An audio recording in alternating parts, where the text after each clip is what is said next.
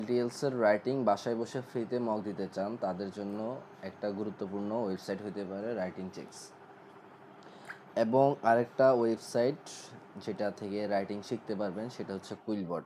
তো এই দুইটা ওয়েবসাইট আমরা কিভাবে প্রপারলি ইউজ করতে পারবো তা আমি দেখাই দিচ্ছি। যারা ভিডিওটা মোবাইলে দেখতেছেন পোর্ট্রেট মোডে তারা কাইন্ডলি ল্যান্ডস্কেপ করে নেন যাতে ছোট ছোট লেখাগুলো দেখতে পারেন ভালো মতো। আর যারা বড় স্ক্রিনে দেখতেছেন তারা ক্লিয়ারলি বুঝবেন আশা করি। রাইটিং চেকসে ঢোকার পরে যেহেতু এটা ফ্রি ওয়েবসাইট, আপনি যত বেশি প্র্যাকটিস করেন কোনো সমস্যা নাই। আমরা লগ ইন করে নিব যাতে আমাদের হিস্ট্রিটা রেকর্ডেড থাকে। দেন আমরা স্টার্ট নাওতে ক্লিক করার পরে এখানে একটা সারফেস আসবে যেটার মধ্যে স্কোর মাই রাইটিং এবং মাই রাইটিং রিপোর্টস, এই দুইটা আমাদের জন্য সবচেয়ে বেশি ইম্পর্টেন্ট। একটা হচ্ছে স্কোর মাই রাইটিং।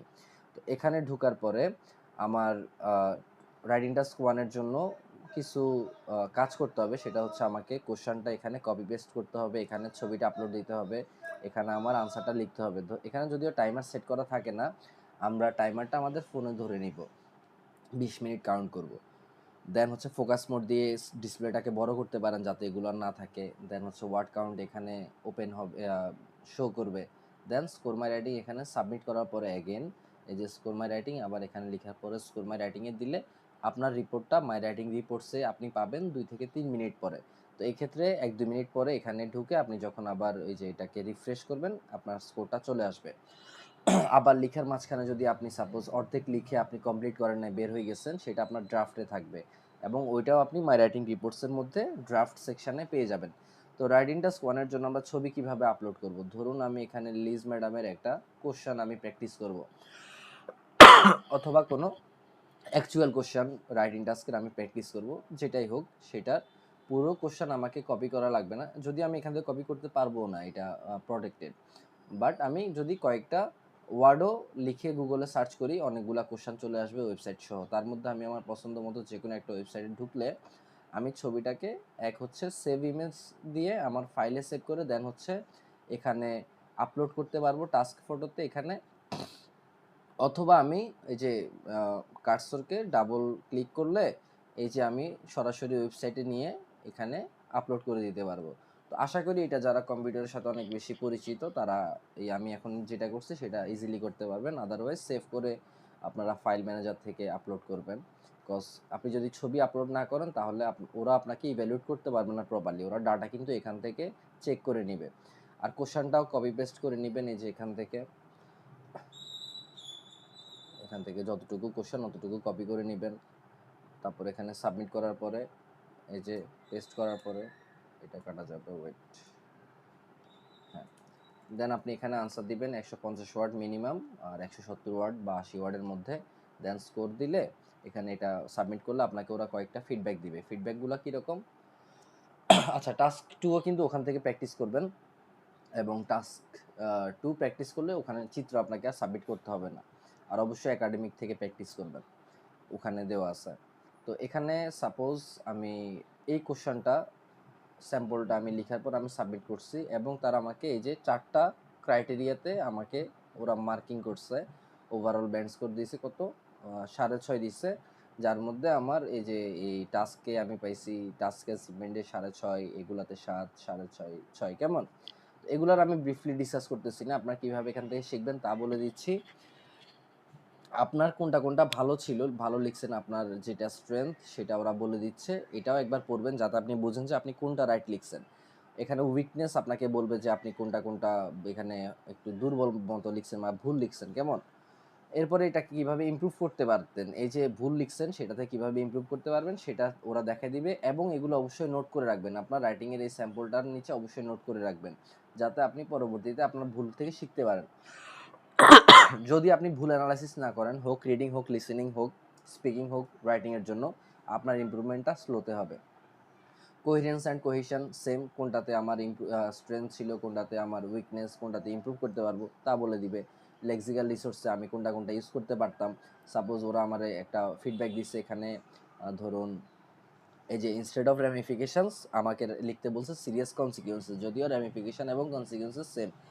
তো আমি ওদের ফিডব্যাকটাই ফলো করব। এরপরে গ্রামার আমি কীভাবে ইমপ্রুভ করতে পারতাম তা ওরা বলে দিবে। তো এখান থেকে প্র্যাকটিস করার পরে দেন আসতেছে আমার কুইলবট। কুইলবটে আমি কীভাবে প্র্যাকটিস করব, এই যে আমি যে একটু আগে যে স্যাম্পলটা লিখছি ওরা তো আমার দিচ্ছে গ্রামারের 6, আমি এখন গ্রামার শিখব। কিভাবে শিখব? আমি গ্রামারের এই যে আমার স্যাম্পলটা এটা পুরোপুরি এখানে কপি পেস্ট করে দিব। দেওয়ার পরে এখানে কুইলবটে আসার পরে আপনার এই যে মোরে যাবেন। মোরে যাওয়ার পরে এখানে থাকবে গ্রামার চেকার। ও আচ্ছা, আমি গ্রামার চেকার আগে ঢুকতে হবে। না, না, এভাবে করলেও করতে পারো, রাইট। এরপরে চেক গ্রামারে যাব। দেন আমার ওভারঅল এখানে কতটা গ্রামার ভুল হয়েছে ওরা আমাকে দেখাই দিবে। এখানে আমার 13টা, কয়টা? এখানে হচ্ছে 12টা গ্রামার আমাকে কারেকশন করতে বলছে ওরা, কেমন?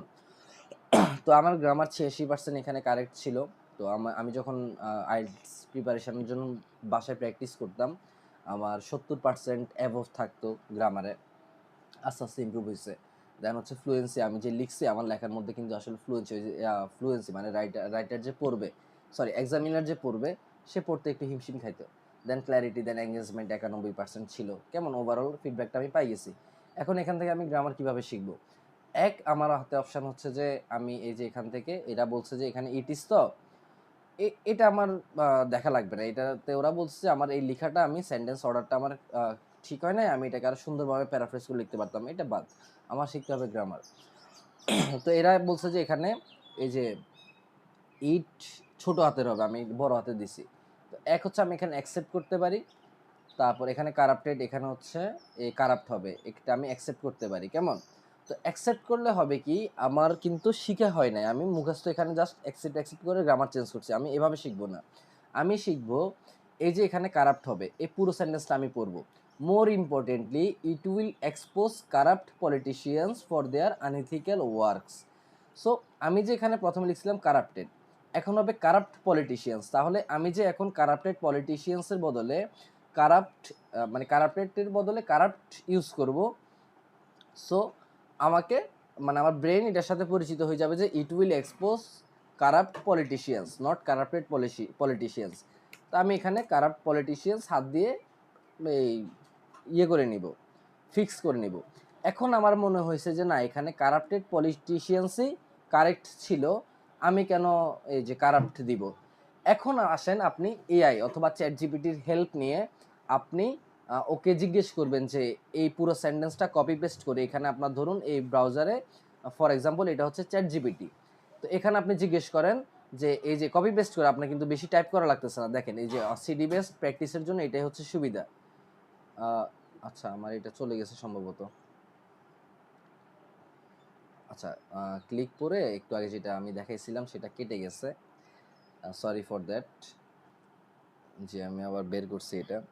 তো এখন এই যে চ্যাট জিপিটিটা আপনি জিজ্ঞেস করছেন, আমি যে এখানে কারাপ্টেড লিখছি, সে বলতেছে যে এখানে কারাপ্ট হবে। তো কেন কারাপ্টেডের পরিবর্তে কারাপ্ট হইতেছে এখানে? যখন কপি পেস্ট করে আপনি এই ইনস্ট্রাকশনটা দিবেন, বা ধরুন এটা হচ্ছে আপনার চ্যাট জিপিটি এখানে দিছেন, তো তারা আপনাকে গ্রামার রুলস সহ শিখাই দিবে। আপনি যদি ওইভাবে ইনস্ট্রাকশন দেন যে আমাকে এই গ্রামার রুলসটাও তুমি শিখাই দাও, তো ওরা বলবে যে এখানে যে কোনো একটা কারণে কারাপ্টেড না হয়ে কারাপ্ট হবে। আপনি এই রুলটা নোট করবেন, যাতে ইন ফিউচারে আপনার এই যে কারাপ্টেড পলিটিশিয়ানস থেকে কেন কারাপ্ট হবে এই জিনিসটা আপনি না ভুলেন, যেহেতু আপনি আপনার প্র্যাকটিস থেকে শিখতেছেন grammar rule. Cause grammar rules এত এত বেশি যে আপনি আসলে সিরিয়াল ধরে শিখে আপনি ইমপ্রুভ করতে পারবেন না। তো এভাবে যখন রাইটিং থেকে নিজের প্র্যাকটিস থেকে গ্রামার শিখবো, ওগুলো আমরা সহজে ভুলবো না। দেন হচ্ছে আনএথিক্যাল, এখানে বলছে যে কি হবে, আমি সিলেক্ট করলে যে ফিডব্যাকটা ওরা দিচ্ছে এখানে হবে ওয়ার্ক। তো আমি এই পুরো সেন্টেন্সটা আবার পড়বো। মোর importantly, it will expose corrupt politicians for their unethical work. So কেন এখানে ওয়ার্ক হয়েছে, ওয়ার্কস হয় নাই, ওই রুলটাও আমি যদি না জানি তাহলে আমি চ্যাট জিপিটি থেকে শিখবো। দোজ হু প্রায়োরিটাইজ, আচ্ছা এটা আমার ভুল হয় নাই, এটা হচ্ছে ওই যে আপনারা যদি আমার স্পেলিংয়ের ক্লাসটা দেখে থাকেন ব্রিটিশ ভার্সেস আমেরিকান, তো আমি ব্রিটিশ ফলো করি, ওই জন্য ব্রিটিশ স্পেলিংয়ে ওরা জেড ইউজ না করে এস ইউজ করে, প্রায়োরিটাইজের জন্য এস ইউজ করে, আমেরিকানরা ইউজ করে জেড। সো আপনি যদি শুধুমাত্র বিবিসি ব্রিটিশ ফলো করেন তাহলে পারফেক্টলি এই ওয়ার্ডটা 100% অ্যাকুরেট। এটার অনেকগুলো যে ভ্যারিয়েশন আপনারা আশা করি ওই ক্লাসে যদি দেখেন তাহলে শিখতে পারবেন। সো এটা হচ্ছে বিবিসি ব্রিটিশ স্ট্যান্ডার্ড ফলো করা। দেন হচ্ছে এখানে ডিসিশন কেন ভুল হয়েছে, আর এটা এখানে ভুল দেখাইলো, আপনার মেইন এক্সামে এটা ভুল হবে না। এটা নিয়ে আমি অনেক আলোচনা করছিলাম ওই স্পেলিংয়ের ক্লাসে, ওইটা আমার পেজে পেয়ে যাবেন। দেন হচ্ছে ইনফর্মড, এখানে ডিসিশনস হবে। সো আমি এখানে বুঝতেছি যে এখানে আমি যেহেতু একের অধিক ডিসিশনের কথা বলতেছি, ওই জন্য ডিসিশনস হবে। এই রুলটা আমার শিখা লাগবে না, শুধুমাত্র আমি লেখার সময় আমার এটা জাস্ট মনে ছিল না এমন আর কি, বা খেয়াল করিনি। তো এখন আপনার যদি মনে হয় যে এখানে কেন এস বসছে ডিসিশনের সাথে, আপনি এটা বুঝতেছেন না, দেন আপনি এই রুলটা শিখবেন, আদারওয়াইজ আপনার রুল শিখা লাগবে না। শুড এখানে হচ্ছে vote for, who they should vote for হবে, এটা একটা মানে ফ্রেজ আর কি। তো এই যে কেন ফর হবে বা কেন দে শুড ভোট ফর, এগুলো আপনারা যদি না পারেন শিখে নেবেন। সো এভাবে আমরা গ্রামার এই যে কুইলবোর্ড থেকে শিখবো, দেন হচ্ছে করতে এভাবে এই ফিক্স করতে করতে আমাদের গ্রামার 100% চলে আসবে। এবং এটার আরও অনেক এই ওয়েবসাইটে আরও অনেক ফাংশনস আছে, যেটা আসলে যদি আপনারা এক্সপ্লোর করেন ভালো প্যারাফ্রেজিং শিখতে পারবেন। তারপর হচ্ছে প্ল্যাগারিজম, আরও কিছু জিনিস আছে, এটা আপনারা এক্সপ্লোর করতে পারেন। বাট আপাতত এই দুইটা বিষয়ই মোস্ট ইম্পর্টেন্ট, যেটা বাসায় বসে প্র্যাকটিস করার জন্য ফ্রিতে মক দিতে পারবেন, যত খুশি তত বিভিন্ন প্র্যাকটিসও করতে পারবেন। বাট স্কোর মাই রাইটিং এবং মাই রাইটিং রিপোর্টস, এই দুইটাই সবচেয়ে ইম্পর্টেন্ট। আর যদি আপনাদের অনলাইনে প্র্যাকটিস করা নিয়ে কোনো কোশ্চেন থাকে অবশ্যই আমাকে জানাবেন। এটা হচ্ছে আমার পেজ, এখানে আমি ফ্রি কন্টেন্ট শেয়ার করার ট্রাই করতেছি, এবং পার্সোনালি তো অনেকের সাথে আমার কথা হচ্ছে ইনশাল্লাহ। ঠিক আছে, ভালো থাকবেন, আসসালামু আলাইকুম।